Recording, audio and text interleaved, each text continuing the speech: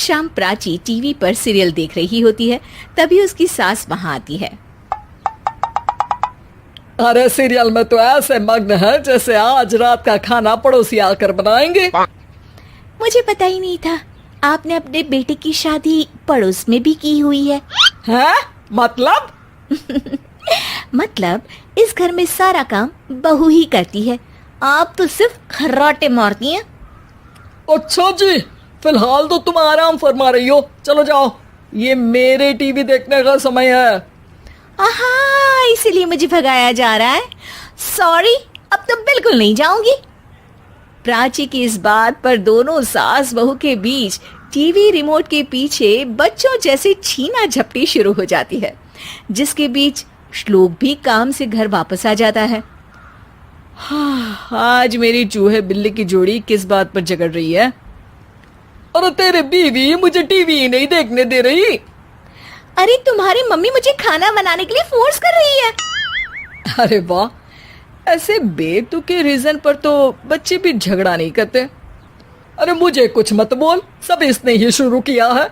हाँ हाँ, जैसे आप तो बहुत दूध की धूली है ना। अरे बस दोनों चुप। प्राची जाओ, खाने की तैयारी करो। और माँ तुम छोड़ो, तुम्हें क्या बोलूं, शांति से अपना सीरियल देखो, मुझे दोबारा लड़ने की आवाज सुनाई नहीं देनी चाहिए। ऐसा बोलकर श्लोक वहां से चला जाता है, जिसके पीछे पीछे प्राची भी कुछ न कुछ बड़बड़ाते हुए रसोई में चली जाती है। हाँ हाँ, सासू जी को तो कुछ बोलेंगे ही नहीं, बस मुझ पर ही हुक्म चलता है, खाना बनाओ, जैसे मैं इनके घर में खाना बनाने के लिए आई हूँ। इसी तरह शाम बीतती है और रात को श्लोक और प्राची की सास खाना खाकर सोने चले जाते हैं, लेकिन प्राची गुस्से में कुछ खाए बिना काम में ही लगी रहती है। इस घर में किसी को घंटा फिक्र नहीं पड़ता, मैं खाऊं या भूखी रहूं। प्राची कुछ देर के लिए रसोई से बाहर जाती है और जैसे ही वापस आती है तो वहां दूध का भरा ग्लास देखकर हैरान रह जाती है। फिक्र पूरी है, बस दिखाना नहीं है। प्राची दूध पीकर सोने चली जाती है और अगली सुबह एक बार फिर सास बहू का कार्टून नेटवर्क स्टार्ट हो जाता है। ये तुमने ही किया है। अरे अजीब जबरदस्ती है, मैं बोल रही हूँ मैंने कुछ नहीं किया। दोनों ने मिलकर पूरे घर को पागल खाना बनाया हुआ है। यहाँ कोई नॉर्मल इंसान तो रह ही नहीं सकता, इसीलिए अब पड़ोसी क्या रिश्तेदार भी घर आने से कतराते हैं।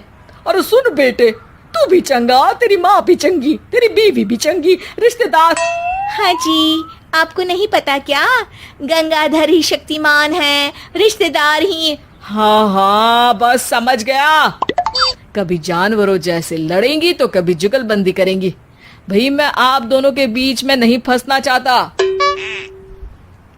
सास बहू की इस मनमौजी जोड़ी से परेशान होकर श्लोक अपना सिर खुजलाता वहां से चला जाता है। चलो अब मैं भी कीर्तन में जा रही हूँ। इस पर जैसे ही सास कमरे में अपना पर्स लेने जाती है तो वहां नाश्ते की प्लेट रखी देख मुस्कुराने लगती है और नाश्ता करके घर से बाहर निकलते हुए कुछ पैसे टेबल पर रख जाती है, जिसके कुछ देर बाद सिलेंडर वाला घर आता है। ओ मुरी मैया, मैं सिलेंडर के बारे में तो बिल्कुल भूल ही गई थी। घर खर्च के सारे पैसे भी मम्मी के पास है और श्लोक से बोला तो उल्टा 4 बात सुनाएंगे। प्राची ये सोच ही रही होती है कि अचानक उसका चेहरा चमक उठता है और वो घर में आकर इधर उधर देखने लगती है। तभी उसकी नजर टेबल पर रखे पैसों पर पड़ती है, जिन्हें वो सिलेंडर वाले को दे देती है। ये सब श्लोक देख लेता है। अच्छा बेटे, इतना बड़ा घोटाला, सबके सामने मैं तेरी दुश्मन और पीठ पीछे तेरी मेरी यारी। इस पर श्लोक एक प्लान बनाता है और शाम को सब एक साथ बैठे होने पर बोलने लगता है। माँ, तुम दोनों की बहुत लड़ाई होती है, इसलिए मैं सोच रहा हूँ कि प्राची को उसके घर छोड़ाऊं, इससे वो भी खुश रहेगी और तुम भी। अचानक श्लोक की ये बात सुनकर सास बहू शौक से उसकी तरफ देखती हैं। अरे ऐसे कैसे घर छोड़ाओगे, मुझे कहीं नहीं जाना। अरे तुमने बोला नहीं पर मैंने सुन लिया, तुम्हें मम्मी के साथ रहना अच्छा नहीं लगता, मुझे पता है।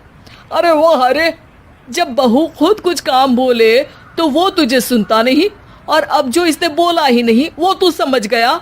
जब उसे नहीं जाना तो फिर जबरदस्ती क्यों कर रहा है? अच्छा, फिर आपको मौसी के घर छोड़ाता हूँ, बस अब आप दोनों एक घर में एक छत के नीचे नहीं रह सकती। मैं इस टॉम एंड जेरी की जोड़ी को और नहीं झेल सकता। है? ऐसे कैसे नहीं रह सकते? तुम्हें इतनी दिक्कत है तो तुम्हारा बोरिया बिस्तर पैक कर देती हूँ, लेकिन मम्मी जी कहीं नहीं जाएंगी। बिल्कुल यही सुनना था मुझे। अगर दोनों में इतना ही प्यार है फिर हर वक्त ये लड़ाई का नाटक क्यों करती हो? देखा मैंने कैसे माँ किचन में दूध रखती है और तुम उनके लिए कमरे में नाश्ता रखती हो, और कैसे वो पहले ही तुम्हारी दिक्कत समझकर घर में पैसे रखकर बाहर जाती है। अरे भाई, इतना ड्रामा तो डेली सोप में भी नहीं होता जितना तुम दोनों ने इस घर में फैलाया हुआ है। तू हमें टॉम एंड जेरी बोलता है ना, तो याद कर वो दोनों भी एक दूसरे को बाहर वालों की बुरी नजर से बचाने के लिए हमेशा सबके सामने लड़ते थे, लेकिन अकेले में दिक्कत के समय मदद भी तो करते थे। बस हमारा रिश्ता भी कुछ ऐसा ही है। और वैसे भी अगर सास बहू में तू मैं नहीं होती तो दुनिया वालों को कहानियां कैसे मिलेंगी?